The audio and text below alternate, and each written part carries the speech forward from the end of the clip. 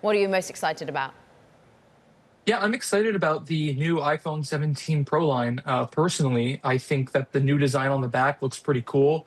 I think the camera upgrades are pretty substantial, probably the most substantial in the history of the product. And for Apple, that is what is going to drive sales. It is those new Pro models. They're going to heavily market and feature this new iPhone 17 Air, so to speak, which is this much slimmed down phone. It's about a third thinner than the iPhones of today. But I still think for Apple's revenue purposes, it's the Pro phones that are going to be the big driver here. Mark, I really appreciated how you set the scene for Air in your Power On. You compared it to the launch of Mac Air, right? My first MacBook was like 2010 MacBook Pro, at the time a big old chunky thing. At first, that was a difficult thing for Apple. And with time and innovation, things improved. Explain the pathway you see for the Air going forward. Well, it's the same as the MacBook Air pathway, right? It came out in 2008. It had some things that worked well. The screen was full size. The keyboard was full size. It was a nice product with a multi-touch trackpad, the first in the industry. But it was too expensive. It was too slow, and the battery life wasn't great.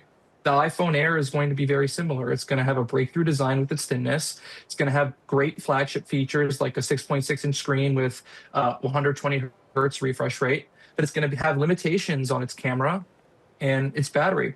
Over time, you'll see the MacBook Air transition play out as the iPhone Air transition. So you'll see ultimately the Pro phones get thinner, get lighter, get more processor heavy, and get better cameras. And so this is a peak of the future. It's just your beta testing what's really to come here with something that ultimately will be a little bit subpar compared to Apple's other models.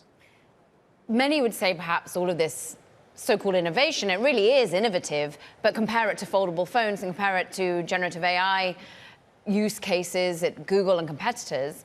How are you expecting this one to stack up? Well, if you take two iPhone Airs side by side and you put some tape in the middle, maybe some glue, there's your foldable phone, because that's basically what next year's foldable phone is going to be like, right? This is to prove out the concept of making a panel as thin as possible, slimming down the battery. And so this is, Apple testing.